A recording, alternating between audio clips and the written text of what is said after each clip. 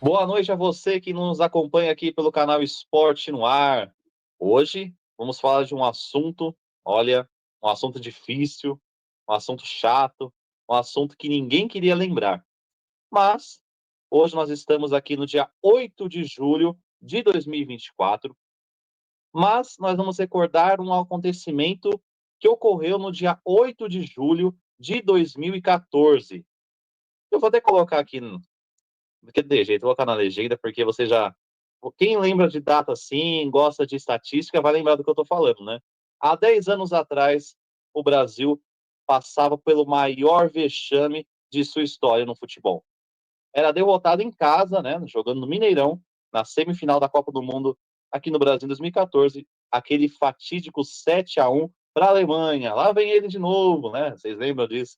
Na narração do Galvão, onde o Brasil foi humilhado, massacrado pela Alemanha, e no final seria a grande campeã da Copa, né?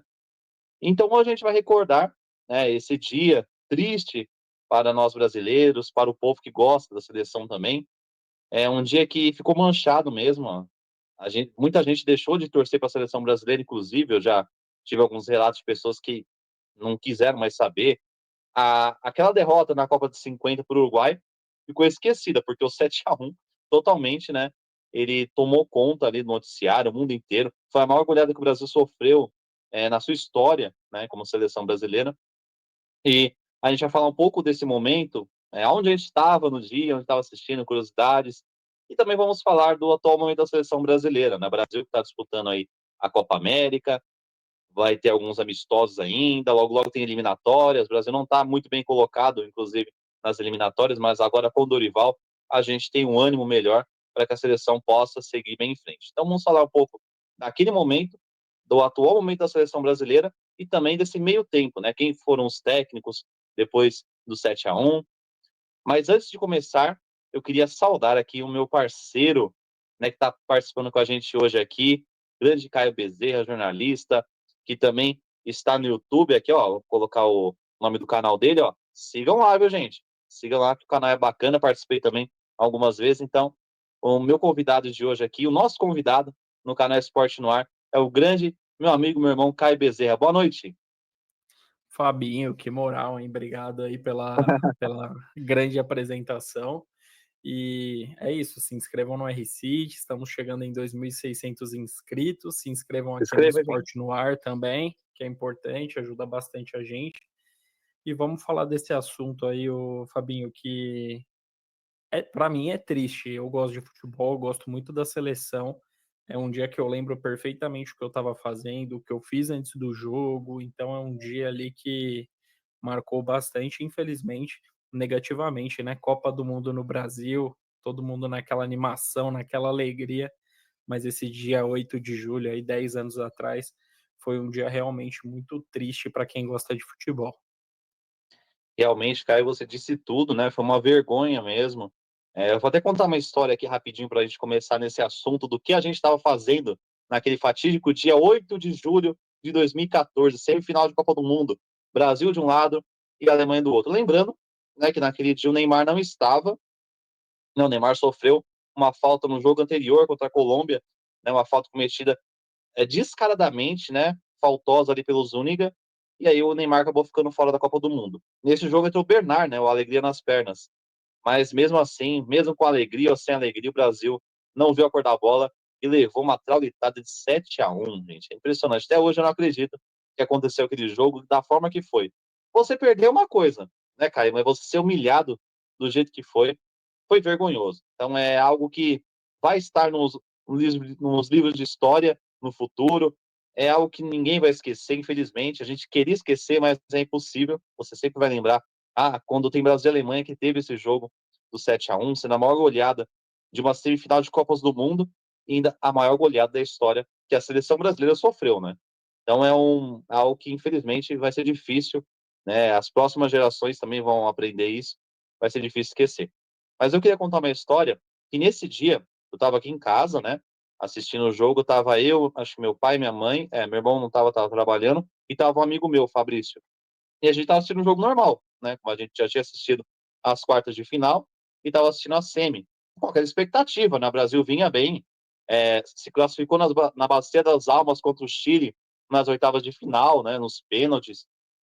Daí nas quartas ganhou da Colômbia de 3-1, também um jogo difícil, mas o Brasil conseguiu uma boa vitória. O ponto negativo foi a saída do Neymar, né, que se lesionou e acabou não voltando mais para a Copa. Então o Brasil chegava contra a Alemanha ali, né, naquela, naquela expectativa enorme, jogando em casa, Mineirão lotado, Brasil em busca do Hexa. Era o momento do Brasil carimbar sua vaga para a semifinal. Só que do outro lado, né, tinha a Alemanha de Miller, a Alemanha de Kroos, a Alemanha de Klose, de Neuer, de Podolski, Schweinsteiger, um timaço da Alemanha de 2014, que acabou metendo 7-1 no Brasil.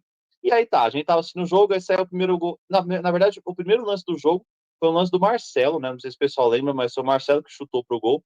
E o Brasil teve uma primeira chance, sim, bem remota de gol, mas digamos que já conta, né? Então a primeira chance foi do Brasil. Aí depois foi ladeira abaixo, né? Aí saiu 1, 2, 3, 4. Caio, eu vou te falar, quando saiu o quinto gol do Brasil, não, do Brasil, o quinto gol da Alemanha, né? Eu Quem simplesmente olhei pro dera, meu né? amigo e Quem falei, dera. quem dera fosse do Brasil, né? Aí é sonho demais. Eu simplesmente olhei pro meu amigo e falei, não vamos ver mais isso não. Vamos jogar videogame. Aí simplesmente deixou o futebol de lado, deixou a seleção brasileira pra lá e foi jogar videogame. O único corajoso que ainda ficou assistindo até o final, até o sétimo gol, foi meu pai. Ele ficou sozinho assistindo, sofrendo, ali vendo o final do jogo, né? Que terminou aí com o gol do Brasil, um gol de honra do Oscar, mas ficou nisso, né? Ficou um resultado final aí emblemático, mas quando saiu o quinto gol, simplesmente a gente deixou de lado e foi jogar videogame, que era muito melhor. Tava uma vergonha. Eu, na hora que eu vi sair no quinto gol, cara, de verdade, eu pensei que ia ser uns 10 ali. Mano, toda hora é gol, né? Eles atacavam, era gol. Voltava de novo, era gol. Saída de bola é gol. Eu falei, mas não dá mais, né? Então a gente realmente imaginava que seria muito pior do que foi. Olha que 7 já é grave, né? Mas agora eu queria que você contasse para nós, Caio, aonde você estava, como que foi aquele dia triste, né, para o futebol brasileiro. Eu fiz igual seu pai, eu fui masoquista também. Eu acompanhei até o último minuto do jogo. Eu estava num churrasco com meus amigos, a gente estava, pô, bem empolgado, né? Copa do Brasil, tinha 18 anos, então tava curtindo bastante essa Copa. A gente estava indo para Vila Madalena, estava fazendo muita coisa durante a Copa. E esse jogo a gente resolveu fazer um churrasco lá no condomínio que eu morava antes de casar. E beleza, churrasquinho organizado, a galera reunida, começou o jogo, tava todo mundo sentadinho lá, vamos acompanhar o jogo. Aí foi igual aconteceu na sua casa, 1, 2, 3, 4, aí o pessoal já começou a levantar. Aí teve um que já pôs o som, já começaram a beber, já começaram a assar carne de novo. E eu fiquei na frente da TV acompanhando até o último instante do jogo, mas sem acreditar, sabe? Eu olhava pra TV, eu falei: "Meu Deus, não é possível, é um pesadelo, eu não tô acompanhando isso". Inacreditável, né? Confesso que todo mundo curtiu bastante aí depois do jogo, mas eu fiquei meio deprê ainda, meio, sabe, anestesiado, em estado de choque. Foi um dia, pelo menos pra mim, que gosto muito de futebol, gosto muito da seleção, comecei a gostar de futebol por conta da seleção lá em 2002. Eu também. Foi um dia bem triste. Então, enfim, a gente sabia que a nossa seleção não era uma seleção forte. Hoje a gente analisando, até na época, a gente sabia que a Alemanha era uma seleção mais forte, a Alemanha estava fazendo uma Copa melhor que o Brasil, era normal vencer. Agora de 7, É, nada deu certo. A seleção a gente sabe que era de mediana para fraca, mas do jeito que foi, olha, Fabinho, eu acho que a gente pode ver mais 30 Copas do Mundo, a gente não vai ver isso acontecendo com o Brasil mais, viu? Acho que o que aconteceu ali no dia 8 de julho de 2014 não acontece mais. concordo com você, Caio, realmente. É um placar que a gente não vai ver nunca mais. Eu espero que não, né? Eu espero que a gente não veja mais, porque é muito difícil. Não só a seleção brasileira, como qualquer outra seleção gigante, né, do futebol mundial. É muito difícil você ver isso acontecer ou imaginar que vai acontecer isso de novo. É um momento que ficou ali, um momento único. Espero que só seja aquela vez mesmo, né? E que realmente não se repita mais. Mas realmente foi vergonhoso.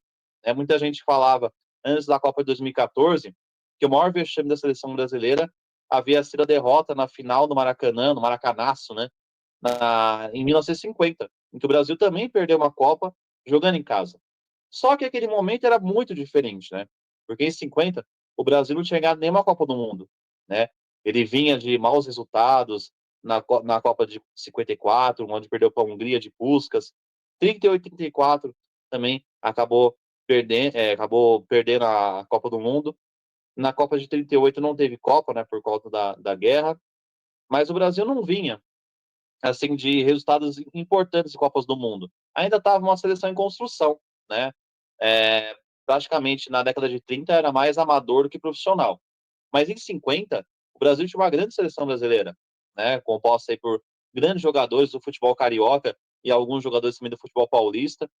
E, então o Brasil ia com tudo para frente e acabou chegando na final. Acabou chegando na final e foi surpreendido pelo Uruguai. Naquele ano, né, naquela ocasião, o Brasil jogava por empate na decisão, que seria campeão, né? Conquistaria a primeira Copa do Mundo.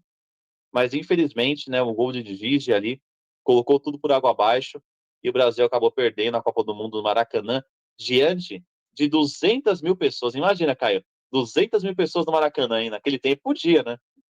É inimaginável hoje em dia, né? Hoje a gente vai num estádio que tem 40 mil, a gente já acha que tem muita gente, Já tá imagina lotado. 200 mil. E eu acho que se para alguém foi bom esse 7-1 em 2014, foi para a família do Barbosa, né? Que o Barbosa foi injustiçado por tantos Foi. anos, foi tão criticado.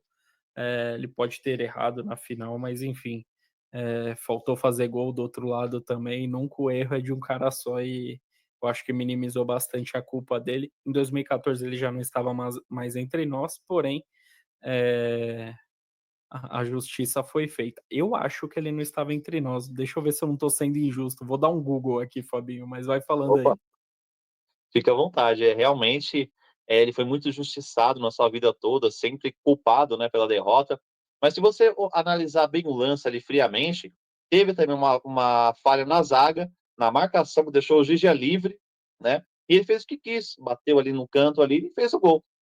Pode ser falha de um, mas também pode culpar o outro, né? Quando um erra, é o time todo. Então, Exatamente. o Abel Ferreira fala muito isso lá no Palmeiras, então eu concordo com ele nisso. Não é um jogador só, é equipe, né? Um falha, é igual você na empresa. Um erra é pelo nome da empresa, né? É a mesma coisa no futebol e foi o que aconteceu em 50. Então foi um momento triste também, para aquele, ainda mais que o Brasil não tinha nenhuma Copa do Mundo. Em 2014 já era diferente, né? O Brasil já tinha 5 taças aí levantadas, até hoje é o maior campeão de Copas do Mundo e chegava no Brasil ali, não, como você disse no início, né? Não que tinha um super time, né? Tinha uma forte seleção, mas a gente imaginava que o Brasil pudesse, né, trazer o hexacampeonato. Ainda mais pela campanha que vinha fazendo, os amistosos que vinha jogando bem. Em 2013 conquistou a Copa das Confederações de maneira brilhante, né? Ganhando da forte Espanha de Vicente Del Bosque de 3-0 na final, né? Para quem não se Atual lembra, campeã do mundo, né? atual campeão do mundo, exatamente. Para quem não se lembra, de 2008 até 2012, a Espanha ganhou 2 euros, né? E ganhou uma Copa do Mundo, que foi em 2010. Então a Espanha tinha um super time, né? A base Real Madrid e Barcelona ali reinava. Então o Vicente Del Bosque era um grande técnico, que a gente falava que era o Felipão espanhol, que eram parecidos, né? E aí teve esse confronto em 2013, nossa, e o Brasil deitou na Espanha, né? Fez 3, não poderia ter sido mais. E também, durante a competição toda, ele ganhou da Itália. Então, teve jogos importantes aí que o Brasil se destacou, né, nessa pré-Copa do Mundo. Então, chegar em 2014, né, grande favorito a conquistar. Mas não imaginava, né, que teria uma Alemanha pela frente. Você descobriu do Barbosa aí? Descobri, ele faleceu em 2000, então ele faleceu bem antes aí da Copa de 2014. Não pôde presenciar em vida, mas hoje com certeza o Barbosa é muito menos falado do que era antes da Copa de 2014, então que Deus o tenha. Eu acho que Com agora certeza. realmente ele descansa em paz. Nossa, e ele não viu nem o Penta, né? Porque faleceu em 2000, o Brasil conquistou o Penta em Não. 2002. Foi antes. E o Você estava falando da seleção espanhola, eu acho que isso acabou dando uma empolgada em todo mundo também, porque a seleção brasileira ela vinha de desconfiança, até porque não ganhou a Copa de 2006, chegou até as quartas em 2010, idem. Pô, aí ganhou a Copa das Confederações do jeito que ganhou, né? 3-0 contra a Espanha, um puta de um show no Maracanã. Ganhou bem da Itália, ganhou bem do Uruguai, seleções ali Fortes, que né? sem dúvida sempre são fortes, impõem respeito. Então, pô, empolgou muito. E aí chegou na Copa, mas era um sinal, né, Fabinho? Você falou daquele jogo contra o Chile, foi uma partida horrorosa da seleção brasileira. Foi. Na fase de grupos não fez aquela grande fase de grupos. Então, óbvio, né? 7-1 ninguém apostava. Na época não era moda essas casas de apostas, né? Mas Sim. se existissem as casas de apostas, eu duvido que alguém apostaria em um 7-1. Pô, quem apostasse num resultado desse estava rico. Nossa, milionário. Até esses torcedores, né, que a gente conhece aí, que torcem contra a seleção brasileira, né, torce até para Não, Argentina ou então outro país, eu acho que nem eles apostariam 7-1, viu? nem eles. E Bem, falando em torcedor brasileiro que torce para a Argentina, foi um pesadelo a Copa de 2014, né, no fim das contas, porque o Brasil tomou 7 da Alemanha e a final era uma Alemanha e Argentina. é, Pô, a gente tinha tomado 7 tapa na cara da Alemanha e tinha que torcer para a Alemanha. Eu não queria que a verdade. Argentina ganhasse a Copa aqui dentro do Brasil. Sim, Então, pô, os caras humilharam a gente no fim das contas teve que torcer para a Alemanha e felizmente deu a Alemanha, né? Imagina a Argentina comemorando um título de Copa, pô, dentro do Maracanã, seria seria dolorido, triste, viu? pesado, Mais seria pior dolorido. ainda. É. Só para lembrar o pessoal aqui ligado no Esporte no Ar, né? Mandar um abração também para quem sempre interage com a gente, né? A Luzia Bergalho, Tom Santos, Humberto Bácaro, a Maria Genari, a Gorete, o Marcos, o João, todo mundo que interage com a gente sempre, o Matheus. E mandar um beijão para todo mundo aí, um abraço. E continue interagindo, viu, gente? Ó, se vocês gostaram desse vídeo, curta, compartilhe, ajude a gente a fortalecer o canal aqui, ó. E o nosso Instagram aqui tá na tela, Esporte na Hora Oficial. Sigam lá que sempre tem conteúdo bacana para vocês. E sigam também, né, o canal do nosso amigo Caio aqui. Canal é R-City, né, Caio? R-City, isso aí. R-City. E um Sigam grande lá. abraço para todo mundo que está na audiência também. Faço dos abraços do Fabinho os meus também. Muito obrigado aí pela moral. Agora vamos recordar a escalação de Brasil e Alemanha, dia 8 de julho de 2014. Vamos ver se o pessoal lembra, hein? O Brasil foi a campo com Júlio César, como diria o Bueno, Maicon, Davi Luiz, Dante e Marcelo. Quem imaginava, né, em 2014, que Marcelo e o Davi Luiz estariam jogando aqui em terras brasileiras, né? Um joga no É, Flamengo e outro no Fluminense. 2014, e isso era imaginável ainda, né? Luiz Gustavo, que joga hoje no São Paulo, também estava lá. Fernandinho, que joga no Atlético Paranaense. A maioria da seleção joga tudo aqui agora, né? Paulinho entrou depois no lugar do Fernandinho, que estava até no Corinthians pouco tempo atrás. Bernard, que voltou para o Galo. Tinha o Oscar e o Hulk, que joga no Galo atualmente, né? E no lugar do Hulk entrou o Ramires, que já está aposentado. No ataque, tinha o Fred, matador, né? E depois, no segundo tempo, entrou o William. Então a escalação, repetindo de novo, era Júlio César, Maicon, Davi Luiz, Dante e Marcelo, Luiz Gustavo e Fernandinho, Bernard, Oscar, Hulk e Fred. No decorrer da partida, entraram Paulinho, Ramires e William. Agora a escalação da Alemanha. Manuel Neuer, monstro, Philipp Lahm, Boateng, Hummels e Howard. Aí tinha o Schweinsteiger, Kedira, Miller e Klose, né? Klose que, inclusive, se tornou o maior artilheiro das Copas. Fala aí, Caio. sacanagem, né? Sacanagem essa seleção. Hoje, comparando, não tinha nem como a gente acreditar na seleção brasileira. É muito forte, né? Nossa, né? Comparando aqui, se fizer igual a gente tem uma mania de fazer o mano a mano aqui, se fizer o mano a mano, eu tô achando que a Alemanha ganha, viu? Também. Né? Uns 9-2 deve dar. No decorrer da partida, entrada Mertesacker, entrada também o Draxler, né? Que, se eu não me engano, acho que fez um gol. Não, foi o Schürrle. Foi o Mertesacker entrou, o Draxler e o Schürrle. O técnico, né, da Alemanha é o Joachim Löw e o do Brasil era Luiz Felipe Scolari, o Felipão. Os gols foram de Miller aos 10 do primeiro tempo, Miroslav Klose, passando o Ronaldo na artilharia geral das Copas do Mundo, com 22. Toni Kroos, aos 23, 22 minutos e 23, 1 minuto de diferença cada gol.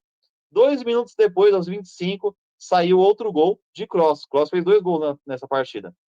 E o Khedira completou um massacre aos 28 do primeiro tempo. Mas pensa que parou por aí? Nada. Não perca as contas, hein? Que no segundo tempo, Schürrle, que entrou depois, no lugar de Klose, ainda marcou aos 23 e aos 33 do segundo tempo, decretando o 7. Só que o Oscar, aos 44, ali perto dos acréscimos, ele fez o gol de honra, que finalizou em 7-1 para a Alemanha. Então eu tô vendo aqui, Caio, eu assisti até esse gol do Khedira aqui, aos 28 do primeiro tempo. Depois não assisti mais.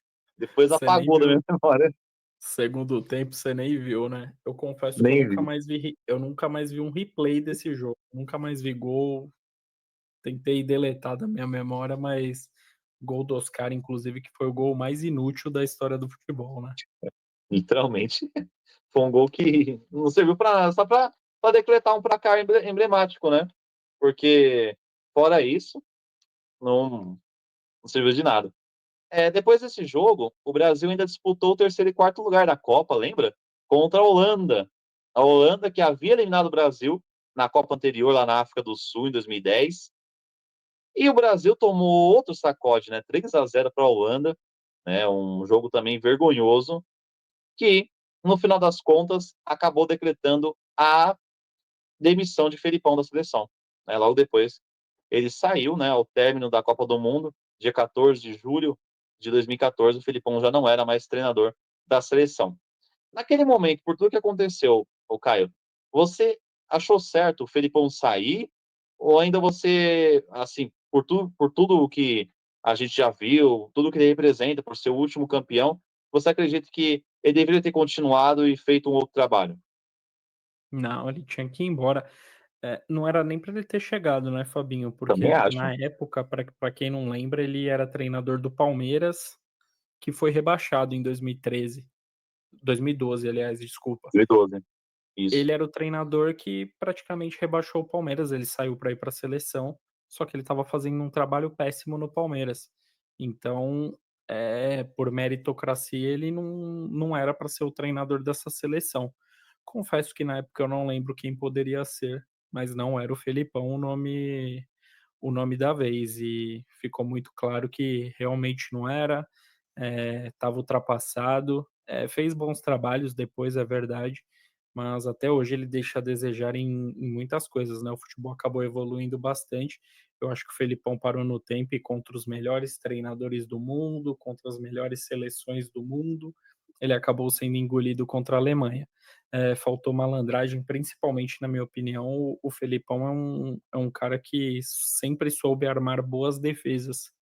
E num jogo contra a Alemanha, que a Alemanha era a favorita contra o Brasil, ele colocar o Bernard em vez de pôr mais um volante ou entrar com 3 zagueiros, eu acho que aí foi Sim. um erro fatal do Felipão. Realmente, né? O Felipão que sucedeu, que na verdade, sucedeu, tá certo. Na verdade, ele sucedeu o Mano Menezes, que era o treinador que a gente esperava que treinasse a seleção na Copa 2014, né? Era o nome cotado, mas acabou sendo demitido por má campanha também. E em seu lugar entrou o Felipão. Depois que o Felipão saiu, é até engraçado, né? Realmente a CBF sempre foi uma bagunça. Mas eles colocaram Dunga no lugar do Felipão. O Dunga assumiu a seleção logo na sequência. E eu nem lembrava disso, estava fazendo a pesquisa, nem lembrava que foi o Dunga de novo, né? Ele já tinha sido treinador em 2010, né, de 2007 até 2010, e aí trouxeram ele de novo, né, para a temporada de 2015. E aí o Brasil disputou a Copa América, né? Fez uma boa fase de grupos, estava vendo aqui, com 2 vitórias e uma derrota, mas caiu para o Paraguai, né? Um jogo que ficou marcado ali, que o Brasil não sabia muito bater pênalti, não, viu? Ali foi tenso. Foi um Foi jogo esse jogo triste. dos pênaltis aí, que o Será que Elano foi esse ou perdeu, foi um foi? outro? Porque o Brasil parece que perdeu o Paraguai 2 vezes, né? Será que foi Vamos ver esse? aqui, rapidinho, vamos ver. Beleza. Vê aí, eu vou dando algumas informações aqui quando você pesquisa para nós aí. Aí o Brasil perdeu para o Paraguai nas oitavas, e resultou em mais um baque, né, somado à conta da seleção brasileira. Aí em 2015 foi iniciadas as eliminatórias para a Copa do Mundo da Rússia, que aconteceria em 2018, que aconteceu em 2018. Até a sexta partida do torneio, a seleção brasileira acumulava 2 vitórias, 3 empates e uma derrota. Até que a campanha estava ok, né? Com esse retrospecto, em meados de 2016, Dunga comandou o Brasil na disputa de uma edição especial da Copa América, em homenagem aos 100 anos da competição e também ao centenário da Comebol, que foi conhecida naquele ano como a Copa América Centenário, né, que foi disputada nos Estados Unidos. Aí o Brasil, a Confederação Sul-Americana de Futebol, se uniu com a Confederação de Futebol da América do Norte, Central e Caribe, né, que é a CONCACAF, e organizaram esse torneio. Mas foi um desastre. Foi um desastre para o Brasil. A seleção não passou sequer da fase de grupos nessa Copa América Centenário. Ficou na terceira colocação, atrás de Peru e Equador. Não, olha, para vocês terem uma ideia, né? Que foram primeiro e segundo colocados, respectivamente.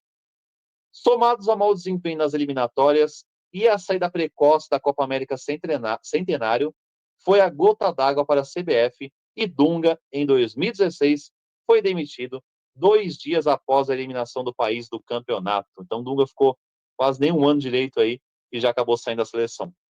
Achou aí do Paraguai? Achei, ó, em 2015 o Brasil perdeu nos pênaltis para o Paraguai.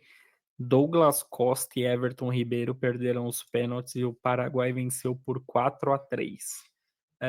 Eu Eu acho. estava confundindo com o jogo do que o Elano errou o pênalti, Isso, foi acho 2011, que o né? Neymar, o Fred, foi 2011 esse aí. 2011. Isso. É que foi Paraguai também, se eu não me engano, né? Também. É por isso. Eu tava confundindo os dois. Os dois foram nos pênaltis, só que 2011 foi pior, porque o Brasil não acertou nenhuma. Tava isolando todas, exatamente. Aí, depois de reunião para lá, reunião para cá, né, em setembro de 2016, um técnico que o Caio conhece muito bem, né, que fez sucesso no time que ele torce, que foi o Tite, né? Em setembro de 2016, Adenor Bach assume a seleção brasileira. Na época, você ficou feliz com a contratação do Tite, o Caio? Não fiquei porque ele saiu do Corinthians, mas era o Ah, treinador sim, que é lógico. merecia mesmo. Desde 2014, eu acho que depois da Copa já era o nome para ser Sim. o treinador. Tinha sido campeão da Libertadores, campeão do mundo. Posteriormente, ele foi campeão brasileiro pelo Corinthians. Era quase unanimidade no Brasil que o Tite deveria ser o treinador da seleção brasileira. Então, depois do Dunga, que foi uma péssima escolha, a escolha do Tite foi certa. Verdade. E nas eliminatórias para a Copa de 2018, a seleção comandada pelo Tite, que fez uma reformulação também totalmente diferente. A seleção de Dunga com a seleção do Tite era outra, já outros nomes também, jogadores mais jovens. E o Brasil ficou 10 pontos à frente do segundo colocado, que na ocasião foi o Uruguai, naquelas eliminatórias. Foram 9 vitórias e 2 empates, nos 11 jogos que aconteceram após sua chegada. E o ânimo, né, para a disputa da Copa do Mundo da Rússia em 2018 foi aumentado em nível extremo, né? Se a torcida estava empolgada em 2014, em 2018, com essa campanha nas eliminatórias, nossa, eu era um deles que estava empolgado também com o Brasil rumo ao hexacampeonato, né?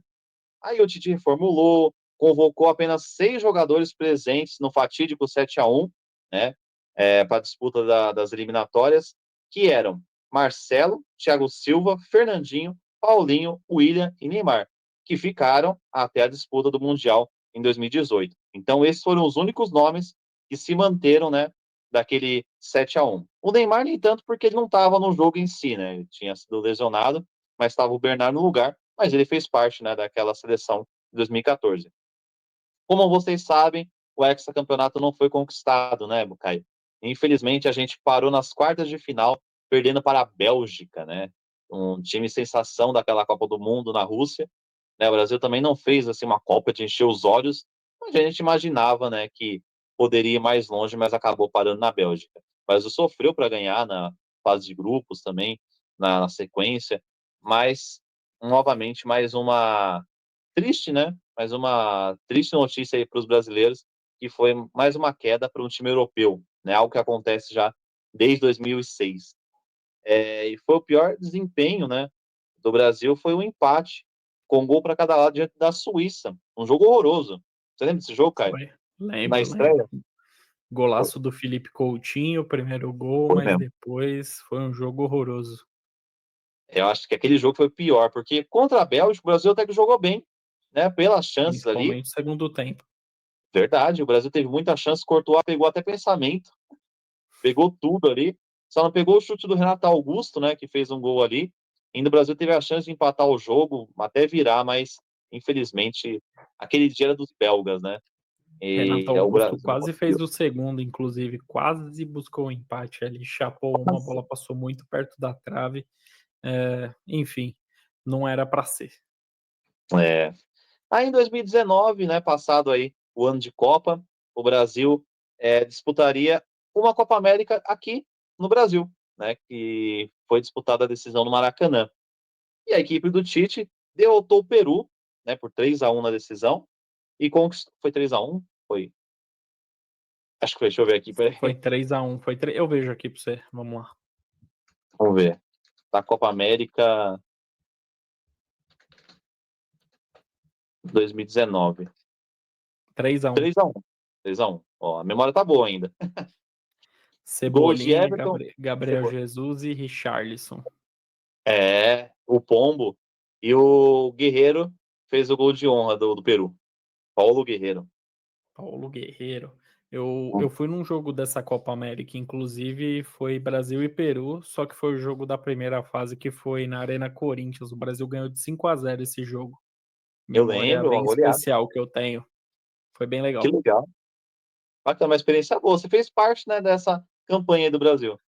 Fiz parte. Primeiro jogo que eu fui da seleção na minha vida, estava muito empolgado e valeu muito a pena. Uma sensação bem diferente do que assistir um jogo de clube. É muito legal mesmo. Recomendo. E aí, Caio, se a torcida já estava feliz demais, confiante com a seleção do Tite, o Brasil jogava um futebol bonito, futebol para cima. Lembrando que essa Copa América o Brasil ganhou sem o Neymar, né?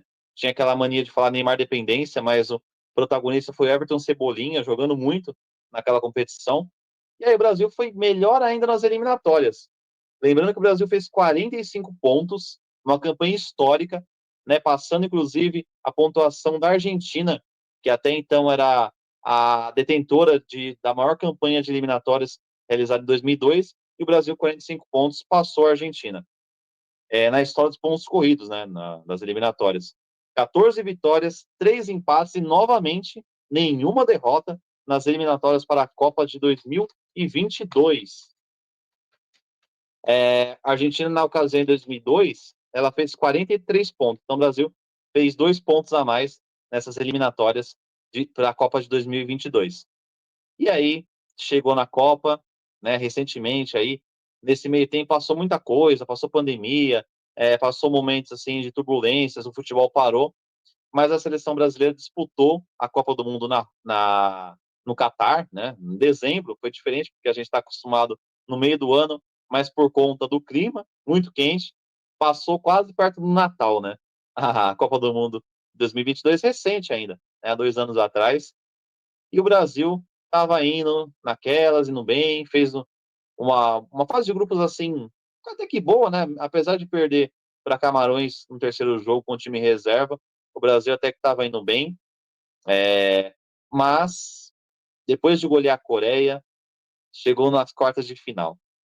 E novamente, um time europeu, né? A Croácia. A Croácia que o Brasil havia vencido lá na Copa de 2014, jogando em casa. E esse jogo faltou acho que 13 minutos, né, de paciência, né, Caio? Para segurar o jogo, Faltou, né? faltou malandragem, né? Porque Faltou. o próprio Neymar fala, né? Quando a Croácia empata, pô, faltam 4 minutos, né? Vamos segurar. E beleza, deram espaço, deram bobeira. Pô, ali o Casimiro, o Fred, quem tivesse perto, é, óbvio que não era para machucar o cara, mas era para capotar o atacante que estava puxando o contra-ataque da Croácia. Se fosse expulso, pô, depois pensa no outro jogo, era crucial o lance. E com o gol da Croácia, o psicológico todo foi a favor da Croácia para as penalidades e foi o que aconteceu, né? Acabamos perdendo ali. Esse jogo aí, com certeza foi, pelo menos na minha opinião, foi muito mais incompetência da seleção do que em 2018. Em 2018 a seleção criou bastante, mas em 2022 uma das poucas chances que teve o Neymar fez, o Neymar foi decisivo, foi importante, o Neymar que é tão criticado, só que faltou malandragem da seleção brasileira. Seleção de alguns anos atrás, com certeza não teria tomado esse gol no finzinho do jogo. Então, mostrando que as gerações atuais aí da seleção tá deixando muito a desejar, Fabinho. Verdade, Caio. Realmente faltou malandragem, né? Faltou experiência para a seleção mesmo, apesar de ter jogadores experientes, mas digo assim, de saber segurar o jogo. Faltavam só 3 minutos. O Brasil ia carimbar a vaga para a semifinal, né? Não sabemos se o Brasil conquistaria o hexacampeonato, porque tinha ainda na frente ali França ou Argentina, que, na minha opinião, eram mais favoritas ainda e acabaram fazendo a grande decisão, né? Uma das maiores finais de Copas do Mundo da história, um 4-3 ali alucinante, né? Não, 3-3, né? Foi 3-3, né? 4 a 3-3 foi 3. 4-3. 4-3, isso.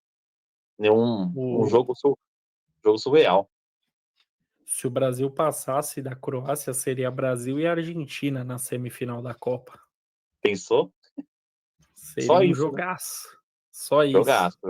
Só isso. Brasil e Argentina, em Copa do Mundo aí. E aí, né, infelizmente, o Brasil acabou perdendo para a Croácia nas penalidades, saiu de mais uma Copa do É, Mundo. só uma correção, desculpa, Uhum. eu te induzi ao erro. A final da Copa foi 3 a 3 e a Foi para os Argentina pênaltis, né? ganhou nos pênaltis por 4 a 2. Ah, sim. Ó, pessoal, vocês perdoam a gente porque é tanto número que a gente confunde, viu? É tanta data, né, Faz Caio? parte. Faz Ainda parte. bem que, A ainda gente bem que a gente tem o Google aqui, a gente pesquisa rapidinho e tira a dúvida. a gente está fazendo aqui um panorama da seleção brasileira de 2014 até 2024, é muita coisa que aconteceu. A gente trazendo só os tópicos assim mais importantes, né? Porque se for contar tudo, é muita coisa. Aí a Copa do Mundo de 2022 terminou, né? Em janeiro de 2023, o Tite já não era mais o treinador. E aí começou uma bagunça, né? Porque todo mundo achava que o substituto de Tite seria Carlo Ancelotti, técnico do forte Real Madrid, do poderoso Real Madrid, e já está dado como certo que o Ancelotti seria o treinador da seleção brasileira. No final não aconteceu, né, Caio? Ancelotti nunca sequer chegou perto de ser treinador da seleção brasileira. Realmente acabou sendo um fake news de muito mau gosto, né? Acabou não acontecendo, não veio, não teve negócio fechado. E em seu lugar entrou Fernando Diniz, né? Um nome também que ninguém imaginava que estaria na seleção nesse momento, né? Já foi cogitado alguns anos atrás, mas no momento que ele assumiu, ninguém imaginaria. E o Diniz, em 6 partidas pelas eliminatórias, venceu apenas 2 jogos, empatou um e perdeu 3. Uma campanha ruim do Diniz nas eliminatórias para a Copa do Mundo, né, de 2026, e não começou bem, não. E esses maus resultados acabaram deixando o Brasil na 6ª posição das eliminatórias para a Copa do Mundo. E aí acontece, né, até o momento o Brasil ainda está em 6º colocado nas eliminatórias. Aí as eliminatórias voltam ainda esse ano e aí vamos ver se o Brasil melhora agora com o Dorival Júnior no comando e com uma seleção nova, né? Mas com o Diniz não deu muito certo, não.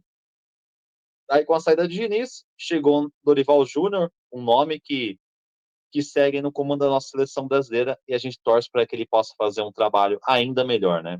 Nos amistosos aí, teve alguns resultados bons, alguns assim que deixou um pouco a desejar. Estamos aí no meio da Copa América, mas Dorival Júnior é um técnico assim que tem uma experiência muito boa, tem bons trabalhos. Recentemente conquistou aí a Copa do Brasil com o São Paulo, com o Flamengo e a Libertadores também com o Flamengo. Então é o técnico aí que merecia estar onde está e a gente torce para que ele possa desempenhar o seu melhor papel ali à frente do comando da seleção brasileira. Aí eu queria que você falasse agora para a gente, Caio, sobre esse panorama, né? Após a saída de Tite, a bagunça que virou o comando técnico da seleção. Primeiro era Ancelotti, depois veio o Diniz. A pessoa dorme sonhando com o Ancelotti e acorda com o Diniz. Depois sai Diniz após resultados ruins, né? A seleção, 3 derrotas ali que acabaram decretando o Brasil ficar fora do G4, né, das eliminatórias.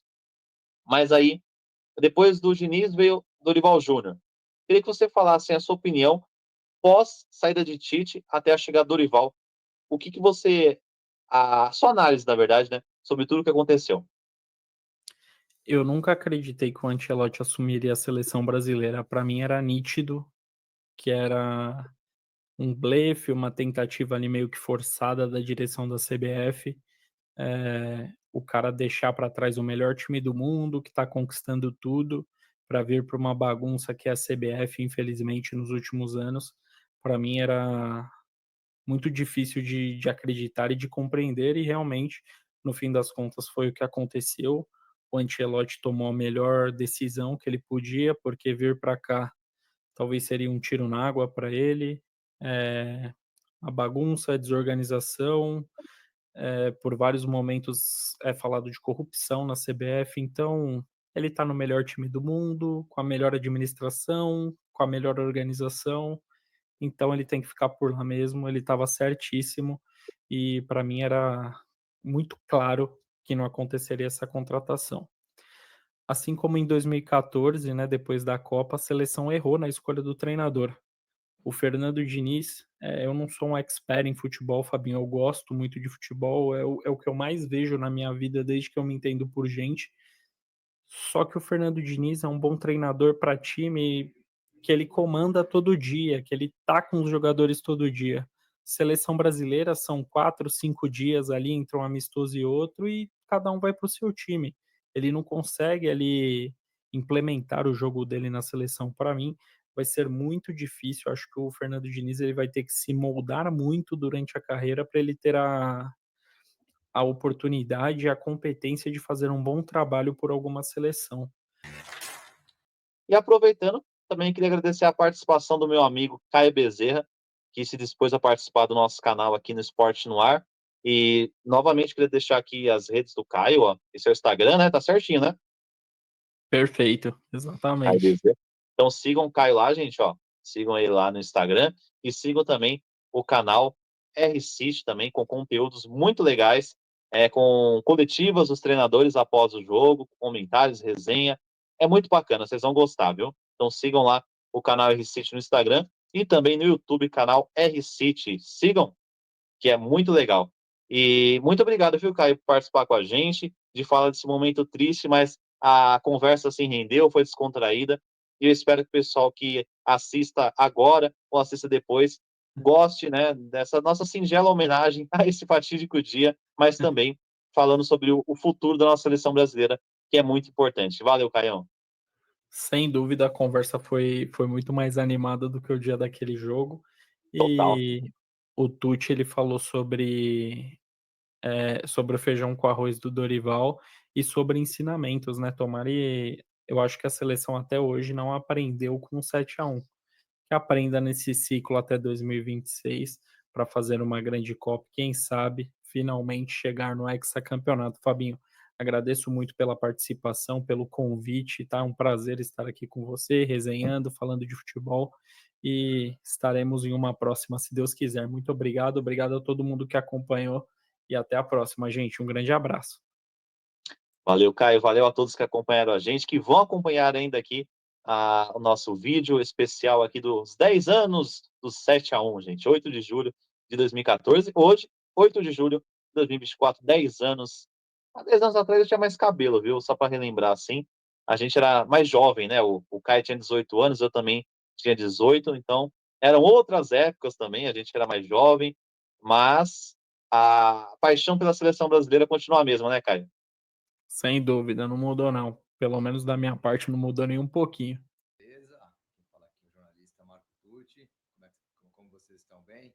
Tô com essa camisa aqui, ó, Brasil 70, México, que é uma relíquia que o Pelé assinou. Um dia um parceiro médico aí conhecia o Pelé, fica essa relíquia aqui. Então, é isso, né? Primeiramente, dizer que é um orgulho muito grande. Muito obrigado ao Fabinho, toda a galera aí do Esporte no Ar, poder me convidar para participar. Queria participar no programa inteiro com vocês, mas enfim, infelizmente essa vez não vai rolar, não rolou, mas tenho certeza que será um programa grandioso com os mestres aí do jornalismo esportivo do Brasil. Na próxima tô dentro. Vamos lá, vamos para o assunto é 7-1. Eu quero contar uma história curiosa para vocês.